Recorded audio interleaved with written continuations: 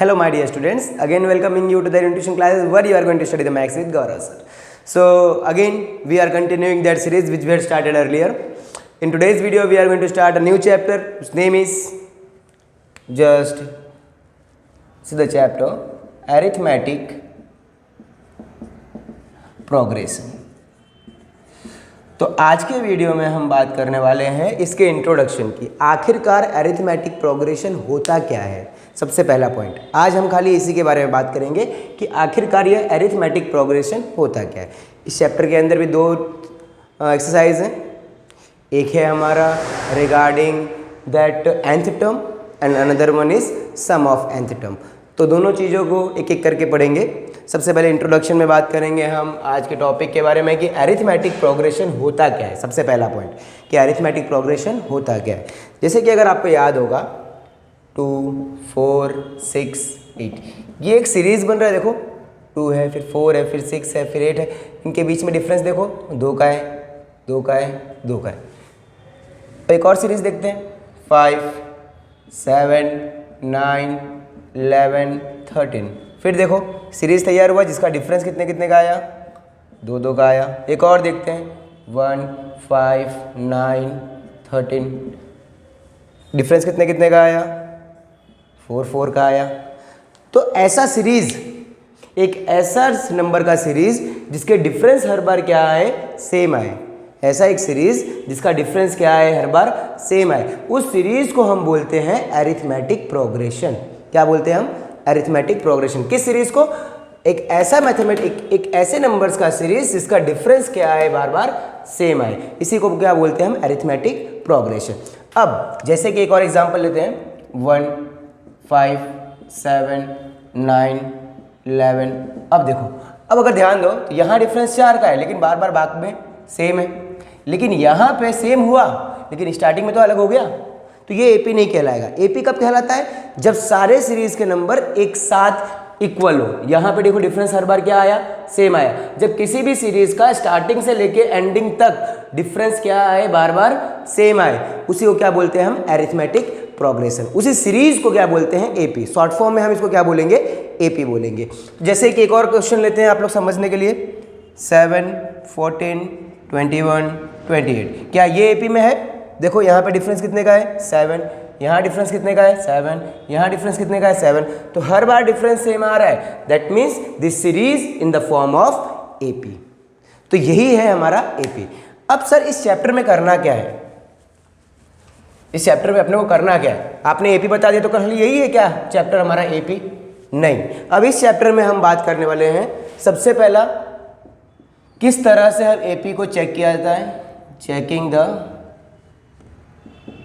AP, किस तरह से हम एपी को चेक करते हैं। दूसरा उसके फर्स्ट टर्म के बारे में, उसके डिफरेंस के बारे में हम पढ़ेंगे इस चैप्टर में। फिर टर्म्स निकालने के बारे में पढ़ेंगे, नंबर ऑफ टर्म्स निकालने के बारे में पढ़ेंगे। तो एक एक चीज़ों को करके हम बात करते हैं। सबसे पहला पॉइंट हमारा स्टार्ट होता है हमारा एपी इंट्रोडक्शन, जिसका नाम है checking of AP. Checking whether the series which was given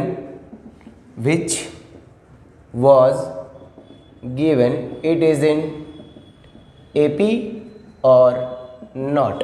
पहला पॉइंट है, स्टार्टिंग होता है हमारा चैप्टर इससे कि आपको चेक करना है कि whether the series which was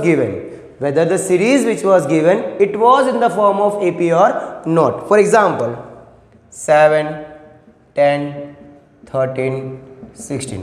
अगर आपको चेक करना है कि ये जो सीरीज़ दिया हुआ है क्या ये सीरीज़ एपी में है, तो कुछ करना नहीं है आपको।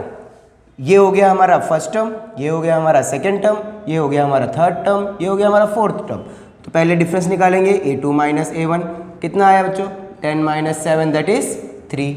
अगेन निकालेंगे A3 माइनस A2 कितना आया, 13 माइनस 10 दैट इज 3। अगेन निकालेंगे A4 माइनस A3 कितना आया, 16 माइनस 13 दैट इज 3। तो हर बार डिफरेंस क्या आया, सेम आया। तो लास्ट में लिखना है as the difference are equal in every time, और we can say as the difference are same in every time, therefore this series are in the form of AP। इसकी वजह से ये सीरीज क्या होगा, AP के फॉर्म में होगा।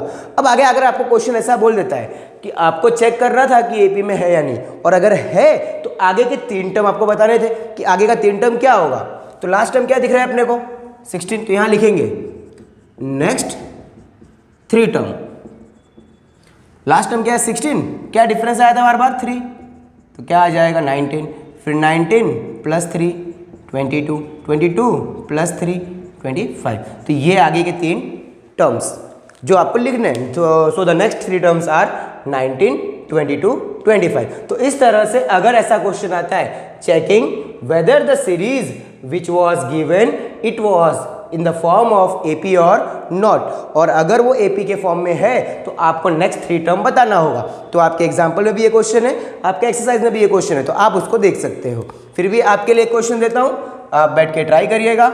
एक सीरीज दिया है आपको 5, 11, 17, इसको चेक करना है आपको। सेकेंड -3, -6, -9, इसको चेक करना है आपको, क्या ये AP के फॉर्म में है या नहीं, और अगर AP के फॉर्म में है तो आगे के 3 टर्म आपको क्या करना है, फाइंड करना है। एक और क्वेश्चन बढ़ा देते हैं 1, 1, 1, 2, 2, 2, इसको भी आपको चेक करना है कि ये AP के फॉर्म में है या नहीं है। ओके, तो आप उसको नोट डाउन कर लीजिएगा। नेक्स्ट टॉपिक पे बढ़ते हैं हम लोग। अब हमने अभी सीख लिया कि किस तरह से हमको AP को चेक करना होता है। अब सीखेंगे अगर एक AP दिया हुआ है जैसे कि 2, 4, 6, 8, ये एक AP दिया हुआ है। अब क्वेश्चन आएगा find the first term and common difference. First term find करना और कॉमन डिफरेंस फाइंड करना, बच्चों वाला काम आ गया। AP का ये पहला टर्म है फर्स्ट टर्म, जिसको हम A1 के नाम से जानेंगे। ये हमारा सेकेंड टर्म जिसको हम A2 के नाम से जानेंगे।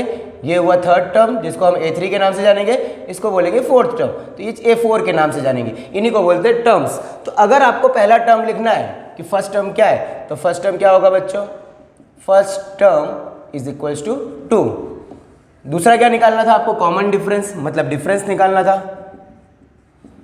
डिफरेंस क्या होगा, A2 में से A1 को माइनस कर दो, कितना आ जाएगा, 4 में से 2 माइनस हुआ तो 2, तो ये आ गया आपका कॉमन डिफरेंस। तो इस तरह से आप फर्स्ट टर्म और कॉमन डिफरेंस भी क्या कर सकते हो, निकाल सकते हो। तो इस तरह के अगर क्वेश्चन आते तो हो सकता है कि आप आसानी से कर पाओ। तो ये हो गया हमारा पर्टिकुलर इंट्रोडक्शन पार्ट। अब इस चैप्टर के अंदर आगे क्या करना है समझना अच्छे से। जैसे कि एक सीरीज दिया है आपको AP 3, 7, 11, 15, ओके। आपके पास एक सीरीज दिया है। अब मैं पूछूं अगर आपसे पहला टर्म क्या है, तो आप बता दोगे सर 3 है।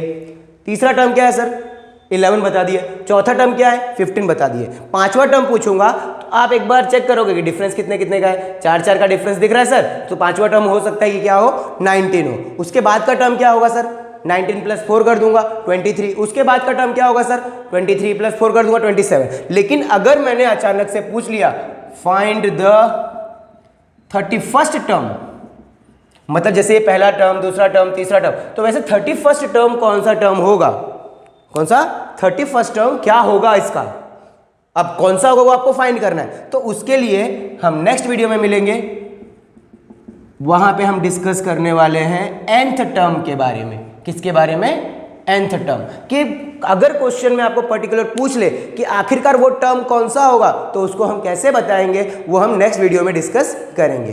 तो मिलते हैं नेक्स्ट वीडियो में, तब तक के लिए बाय बाय।